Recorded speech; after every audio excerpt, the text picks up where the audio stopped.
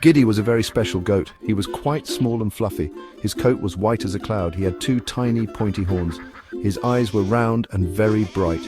Giddy loved to bounce and play all day. The other goats liked to stand still. They munched grass very slowly, but Giddy wiggled. He hopped, he skipped, he pranced. He did little happy dances on his hooves. He loved to chase the yellow butterflies, and sometimes he would try to nibble flowers. "Bah!" he'd say with a cheeky little grin. His most famous trick was a super jump. First he would bend his little knees, wiggle, wiggle, getting ready. Then, boing, he would spring up high, so high into the bright blue sky. His little legs would kick in the air. He looked like a fluffy white ball flying. "Bah!" he would call out with pure joy. Then he would land softly on his hooves.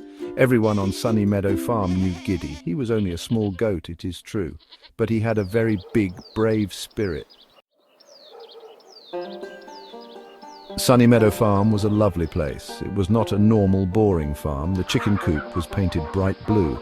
The pigsty had a little flowery curtain. Farmer Giles, the farmer, hummed happy tunes. He wore a hat with a wobbly feather. The flowers in the garden grew extra tall, and the sun always seemed to shine there.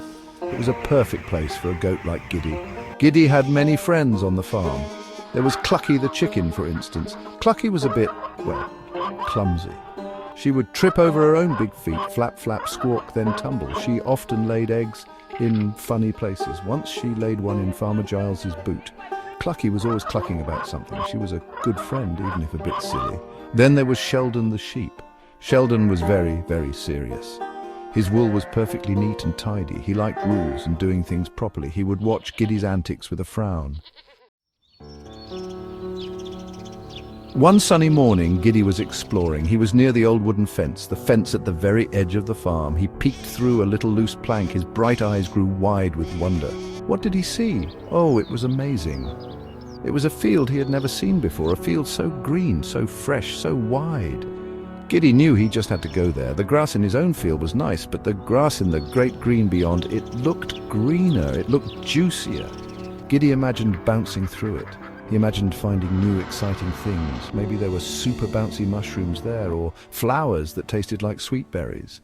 Giddy decided then and there, he, Giddy the goat, would escape. Giddy needed help for his grand plan. He trotted over to find Clucky, who was trying to catch a wiggly worm. "Peck, peck, miss, peck, peck, miss." "Clucky," bleated Giddy, full of excitement. "I have a plan, a super-duper plan." He told Clucky about the great green beyond. Clucky's little eyes blinked. "Ooh, green." She liked green things, especially juicy bugs. "Will there be extra special bugs there?" she clucked. Giddy promised her the best bugs ever.